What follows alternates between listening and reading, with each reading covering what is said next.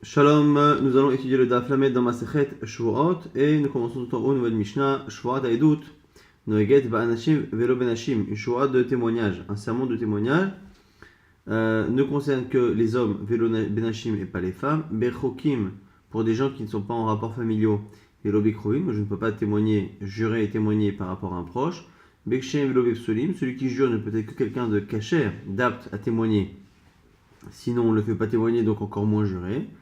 Et donc, de manière générale, ça ne concerne que ceux qui peuvent témoigner. On a dit quoi? Bifne beddin, veshelo bifne beddin, mi piratsmo.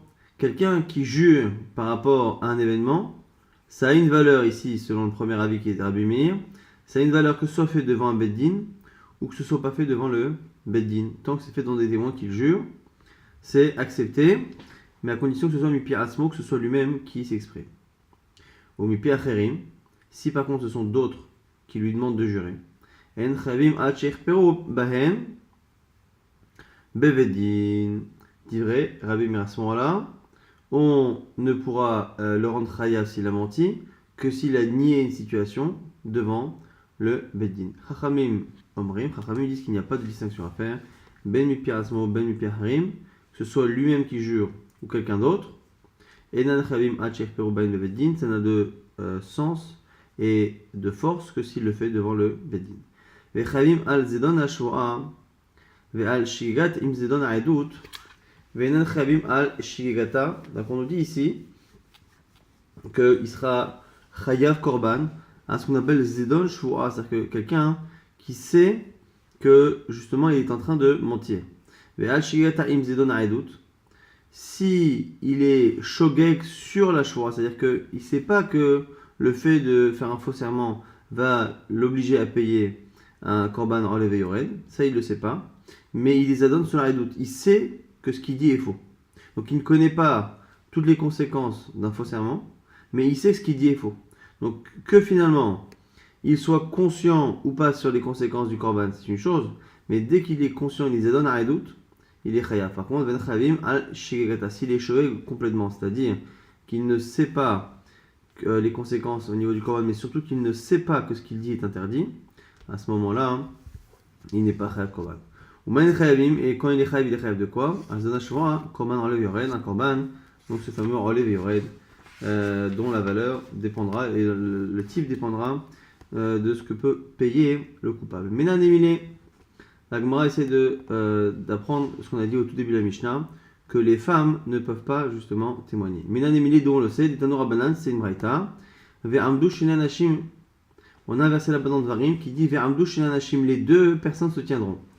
Et la braïta propose Ba'edim akatou medaber. Là-bas, on parle des témoins. Et comme là-bas on dit Anashim, les hommes, c'est pour dire les hommes et pas les femmes. Alors déjà, au passage, je vous lis le verset en entier. Amdushanashim Ashalahem arrive.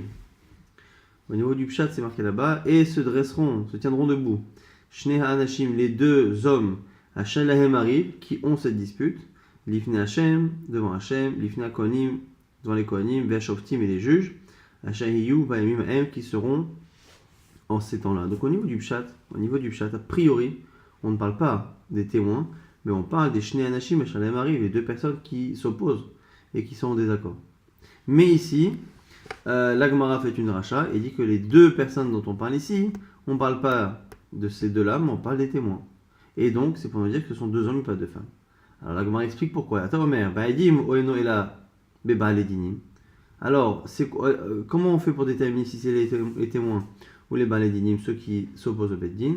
Que chez Omer, Shalaim arrive, comme juste après c'est marqué, Shalaim arrive, ceux qui ont une dispute.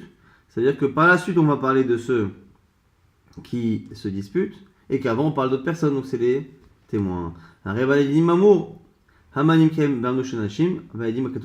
ici, on parle du principe que lorsque l'on a dit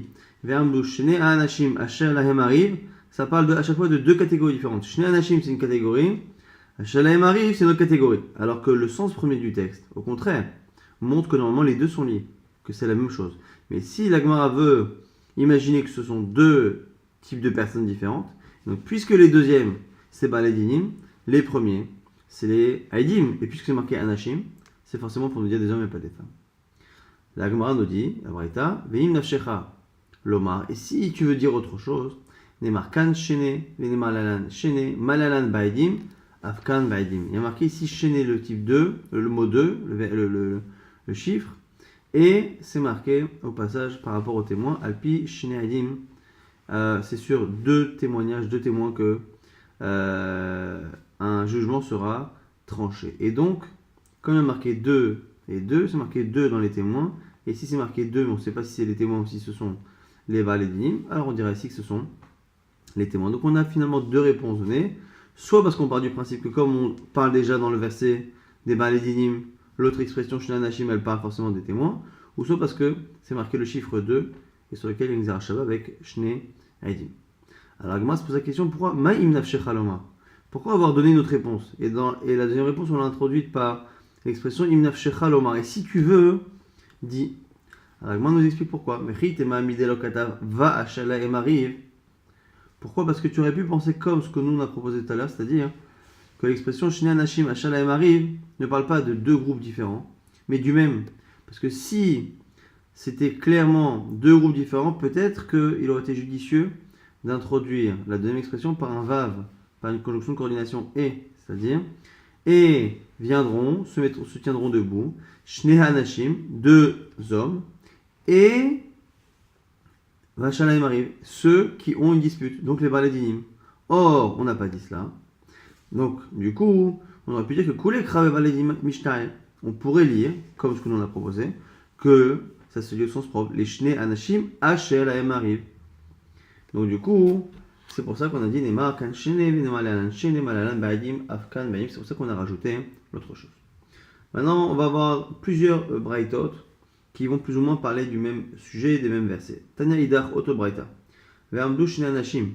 Se tiendront encore une fois les deux personnes. Ba'adim aketo medaber.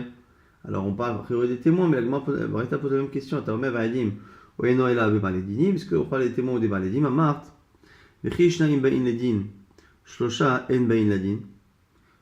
Autre possibilité de question, pourquoi on parle de deux personnes? Pourquoi on parle de deux personnes? Est-ce qu'on ne peut pas retrouver une histoire, une affaire dans laquelle il y a plus de deux personnes qui sont concernées? Donc, si on a dit le chiffre 2, c'est qu'on parle d'un groupe de personnes dans lequel le chiffre 2 est important. C'est quoi? C'est les témoins. Et si tu veux me dire autre chose, et la deuxième réponse est la même qu'on a vue, c'est la Xerashava Shene Shene. La Gemara pose la même question. Qu'est-ce qu'on a voulu dire à la première réponse pour avoir besoin de citer la seconde? Si tu veux me dire que finalement le verset, quand il dit Shnanashim, c'est celui qui réclame et celui qui se défend. Et effectivement, là aussi, de la même manière que pour les témoins, on peut en avoir 100 des témoins, mais au minimum 2. Mais pareil pour une affaire. On ne peut pas avoir d'affaire en justice avec moins de 2 personnes. Il faut forcément qu'il y ait un Tovea et un Idva, quelqu'un qui réclame, quelqu'un qui se défend. Donc c'est pareil. C'est pour ça qu'on a rapporté cette seconde raison, qui est celle de Shene. Tanya Lidar Od Braïta, avec la même forme toujours.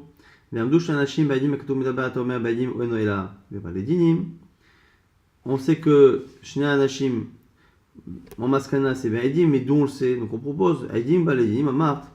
Vechi Anashim Ba'in Ladin, Nashim En Ba'ot Ladin. Pourquoi on parlerait d'hommes si finalement on ne parlait pas des témoins? Pourquoi on parlerait d'hommes? Pourquoi on dit deux hommes? Donc du coup on nous dit ici, puisqu'a priori une affaire peut être demandée à la fois par un homme, à la fois par une femme, les baledim peuvent être à la fois des hommes et à la fois des femmes. Si on parle d'hommes, c'est qu'on parle d'une catégorie qui ne peut être qu'un homme, que des hommes. Et donc c'est les Aidim. Et si tu n'acceptes pas, eh bien, Neymar kan shene, venemar lalan shene, malalan ba'edim, afkan ba'edim. Si tu veux, je peux te donner en plus shene, shene. La Gemara pose la même question. Ma'im nafshecha lomar. Qu'est-ce qu'on a voulu dire entre temps? Si tu veux me dire que non, peut-être que la Torah l'a dit deux hommes, parce qu'en général, les femmes ne viennent pas au Beddin, même si elles ont quelque chose à réclamer. Parce que tout le kavod d'une femme c'est de rester à l'intérieur, c'est-à-dire d'éviter de sortir par signaux, par pudeur, et c'est ça son kavod. Et donc, du coup, on aurait pu penser que c'est pour ça qu'on a dit les deux hommes, parce qu'en général, c'est des femmes qui envoient des hommes à leur place. Les markan, shene, les malalan, shene, malan, baidim, afkan, baidim. Donc, du coup, c'est pour ça qu'on a rapporté la deuxième version. Donc, finalement, on a trois braïtot qui, à chaque fois, posent la question de quoi parle finalement Ve'amdu shene anashim. Est-ce que ça parle des témoins ou est-ce que ça parle des balédinim? On a à chaque fois deux raisons. La deuxième est toujours la même. Elle vient remplacer la première, c'est Shene Shene qui est marqué dans Edim et qui est marqué chez nous Shene à Anashim. Et la première qui à chaque fois peut recevoir une objection, et c'est la raison pour laquelle à chaque fois on en donne une deuxième. Donc on a trois braïtot avec à chaque fois une première raison différente et une deuxième qui est toujours la même. Tano Rabanan, on a une braïta, Ve'amdu Shene Anashim, mitzvah le baledinim chez Amdu. De l'expression Ve'amdu Shene Anashim, on apprend que les baledinim, ceux qui viennent se présenter au Beddin, doivent être debout.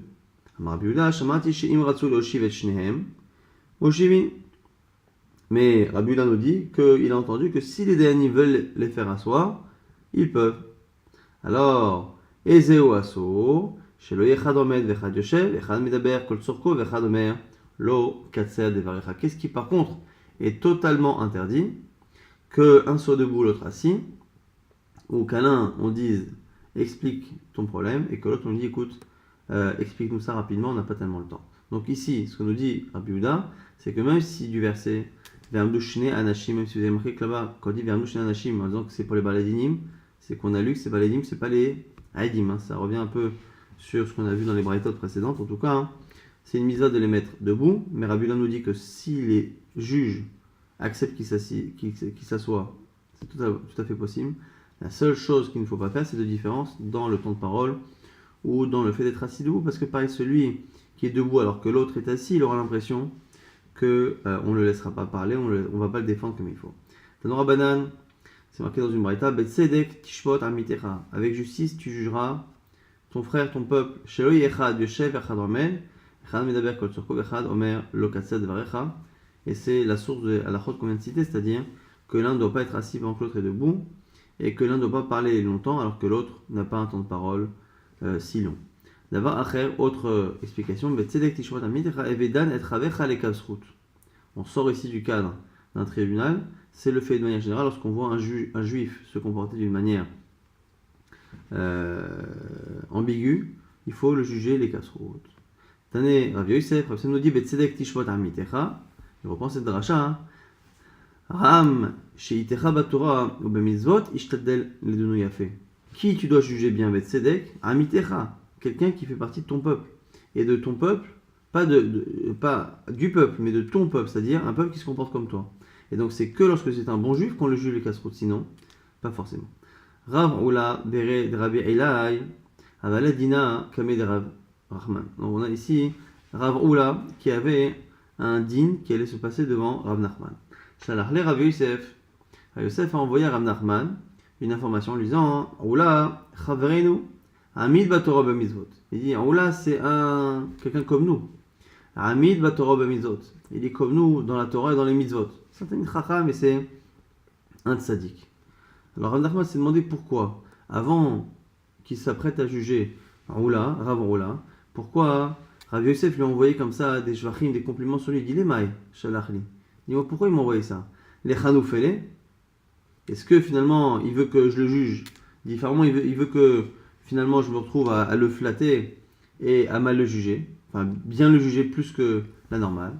Et après Adar Amar, non, les Misha Betigré, il dit non, finalement, sûrement que c'est pour autre chose, c'est soit pour justement les Mishra Betigré, c'est le fait de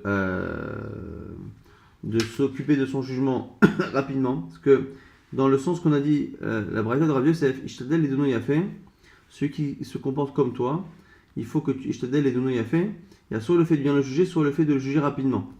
Et c'est ce sens-là ici que prend Rav Nachman, c'est-à-dire qu'à partir du moment où on m'a dit que Betzedek Tishpot Amitera, c'est le fait de juger plus rapidement quelqu'un qui est un Mitracham, c'est-à-dire de faire passer son affaire avant celle des autres, eh bien c'est comme ça que Rav Nachman a jugé les kasrout qu'avait envoyé Rav Yosef, c'est-à-dire que pourquoi Rav Yosef m'a dit que Rav Oula est un tzaddik et un Talmid Chacham, sûrement pour que je m'occupe rapidement de son jugement. Inami autre pshat, Shuda de Dayane. Dans l'histoire de Shuda de Dayane, là-bas, donc l'estimation des Dayanim, c'est une situation où pour juger, j'ai besoin de savoir qui est le plus sadique. On parle d'un cas classique de Shuda de Dayane, c'est quelqu'un qui a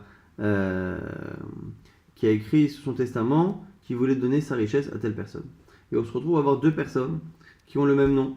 Alors, on essaie de voir s'il n'y a pas un lien de proximité de famille avec l'un plus qu'avec l'autre. On voit que non. Et du coup, on se retrouve à avoir un safek. À qui il a donné? Et là-bas, on va partir du principe qu'il y a probablement plus de chances qu'il ait donné son héritage à celui qui est un meilleur juif, qui se comporte mieux, qui étudie mieux, ainsi de suite. Et donc, du coup, là-bas, on est obligé de faire Shudaden, on est obligé d'estimer plus ou moins la valeur, aux yeux des gens en tout cas, de ces deux personnes. Et c'est peut-être pour ça que Rav Nachman avait reçu cette information à propos de Rav Oula pour savoir dans ce cas-là comment il fallait juger. Au passage, maintenant, on passe à Oula. Amar Oula, Marloket, les dinim, Aval Be'edim dira Kol Ba'amida. Il dit la discussion entre Chacham et Rabbi Yehuda, elle est que par rapport aux Ba'alei Dinim, par rapport à ceux qui viennent s'opposer au Bedin. Aval Be'edim, mais les témoins, tout le monde est d'accord qu'ils doivent être debout, parce que c'est marqué Ve'amdu Shene Anashim. Parce que le Pshat qu'on a cité tout à l'heure sur Anashim, Shene Anashim, ce sont les témoins, et là c'est marqué Ve'amdu. Alors Ravuna lui dit Machloket Beshat Masa Matan. Tout ce qu'on a dit, la discussion, est-ce que les Ba'alim doivent être debout, c'est pendant qu'on discute sur les détails de l'affaire. Aval Beshat Gmardin, mais au moment où le tribunal va rendre son jugement, Divra Kol Dayanim Bishiva, ou Ba'alei Dinim Ba'amidat. On est d'accord que les juges doivent être assis et les Ba'alei Dinim debout. Comme c'est marqué, Dirtiv Vayeshev Moshe Lishpot et Aham, et que Moshe Rabbeinu s'est assis pour juger le peuple, Vayarmod Aham Al Moshe, et le peuple s'est dressé, s'est mis debout sur Moshe. C'est ce qui est marqué dans le début de la parasha Yitro. Lishna Harina, autre explication, Machlok et Beshat Masa Matan, Aval Beshat Gmardin, Dira Kol Danim Bishav Ba'alei Dinim Ba'amida. Ta'edim ke Gmardin Damu. D'où on sait qu'au moment du Gmardin, ils seront debout alors que les Dayanim assis.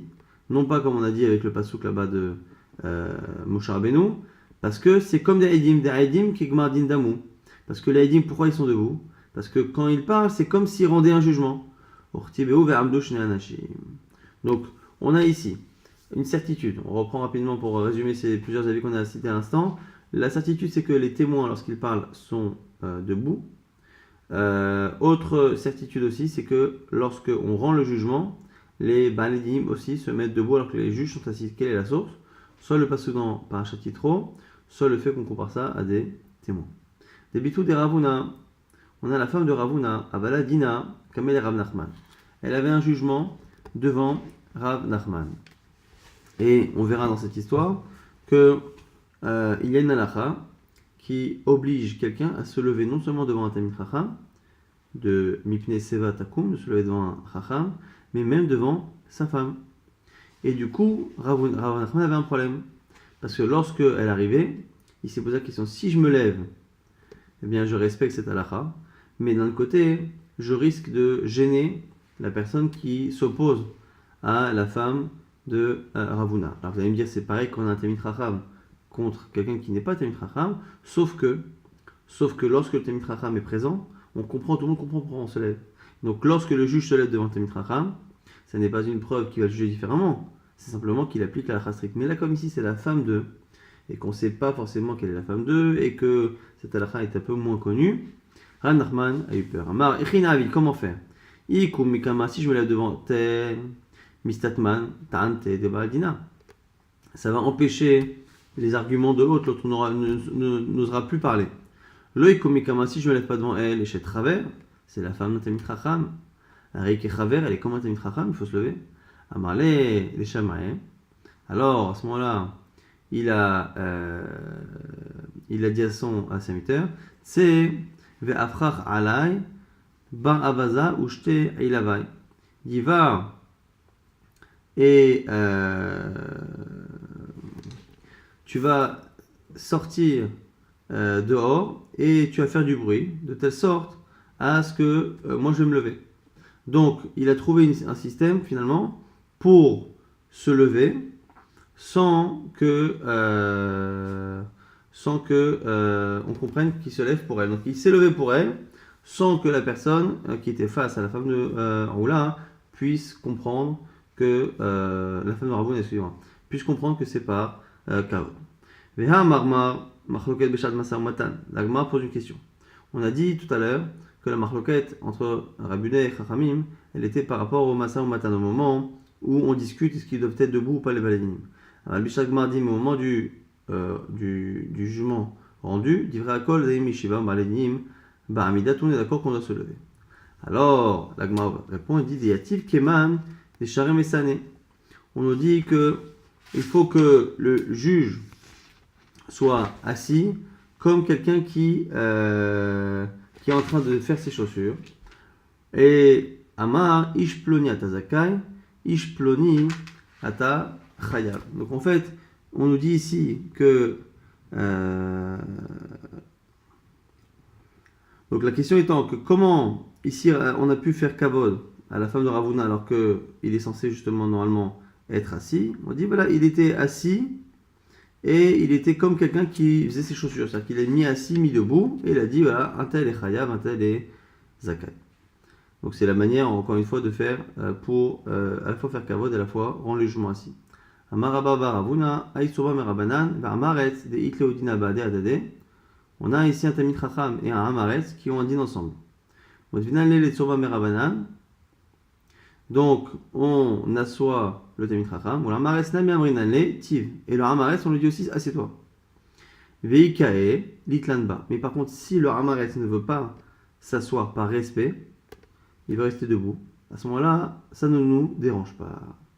Rav Barav Shravia Avaledina. Il y a une histoire avec Rav, le fils de Rav Shravia. Kamel Rafapa devant Rafapa, Odve, Votinami le Baaldine. Il l'a fait asseoir et il a proposé aussi à l'autre, le Hamaretz, a priori de s'asseoir. Atachecha de Bedina est venu un chaliard du Beddin. Il a dit Batash Beve Okme. Il lui a crié dessus, il a bougé les Hamaretz pour qu'il se lève. Velo Amarle. Rafapa, Tiv. Et Rafapa n'a pas insisté pour qu'il s'assoie. Alors Agma dit comment c'est possible? Comment il a pu laisser cette différence? On a vu que c'était assourd. Mishum betzedek tishpot amitecha, echi avidachi. Comment il a pu faire un truc pareil? Ah, mistatman ta'ante. Pourtant il va l'empêcher de s'exprimer. Amar Papa répond.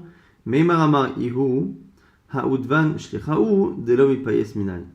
Il dit moi je lui dis de s'asseoir. Mais c'est le Shaliar Bedin qui s'est opposé. Mais le Shaliar Bedin ne me représente pas forcément. Et donc, ça ne veut pas dire que moi, le juge, je ne veux pas qu'il s'assoie. Encore une fois, Tamid Chacham et Amaretz qui ont un din ensemble.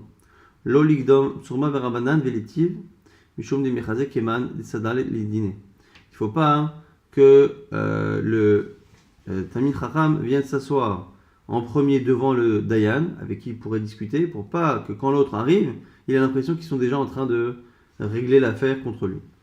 On nous dit ça, c'est quand ils n'ont pas l'habitude d'étudier ensemble. Mais si par contre le Tamid Chacham a l'habitude d'étudier avec le Dayan, l'Itlanba, ça ne pose pas de problème. Mais Marama Beine t'arrive parce qu'on se dit qu'ils sont en train d'étudier la Sugia qu'ils étudient jusqu'à présent. Maraba Baravuna, ils sont même Marabanan de Yada, mais ça a douta. Celui qui connaît un Tamid Chacham, qui connaît une Edout, un témoignage à propos de quelqu'un. Mais il a bémita, les misa lebe, et pour lui c'est honteux d'aller au Beddin, des outa aminé la soudekame et d'aller témoigner devant quelqu'un qui est inférieur à lui. L'olizin, donc imaginons que ce soit un Tamid Chacham, que les Dayanim soient des gens qui soient moins respectables que lui, moins Tamid Chacham, et qu'aller là-bas et se faire interroger par un petit jeune alors que lui c'est un Tsurba Merabanan, ça manque de kavod pour lui. Alors on lui dit qu'il n'y aille pas. Alors la Gemara Marav Shisha, Bered Ravid dit on confirme Apanan. Namitanina, on a quelque chose d'équivalent dans Bava Mitzia là-bas sur Ashavat Aveda, Matsasa Kokupa, Ven Darko Litol. Celui qui trouve un objet, normalement, il a mis à de le rendre. Mais s'il trouve un sac, Kupa, une boîte, et c'est un objet qui, pour cette personne-là qui la trouve, qui est un objet qui est honteux à promener. Donc il a honte, il dit voilà, je dois faire la Mitzvah d'Ashavat Aveda, mais d'un autre côté, j'aurais honte de promener avec ça, je n'aurais jamais pris un objet à moi de cette manière. Un Rezelo Itol, il ne le prend pas. Si c'est pas code pour lui, il ne le prend pas. Et donc, ça confirme que dans certains cas, le kavod dispense de certaines misotes. Et là, ici, en l'occurrence, c'est pareil, parce que quand je témoigne à quelqu'un, je lui permets de récupérer de l'argent qu'on lui doit. Anemili bemamonam aval beisura. L'agma dit non, mais ça ne marche pas. Pourquoi? Parce que là-bas, c'est marqué, c'est vraiment purement de l'argent. L'objet que j'ai trouvé que je ne rends pas, c'est de l'argent. Mais ici, un témoignage, c'est aussi lié à quelque chose qui est assour, qui est muta. Beisura. En chorma ven tevuna ven etza lenegel Hashem. Il n'y a pas de chorma, pas de sagesse, pas de compréhension, ven etza et pas de conseil lenegel Hashem face à Dieu. Comme chez Shbochilul Hashem, en cholkim kavod larav. De là, on apprend que lorsqu'il y a un point de chilul Hashem, il n'y a pas de kavod fait à un rab, et donc ici, la personne ne doit pas tenir compte justement de son propre kavod.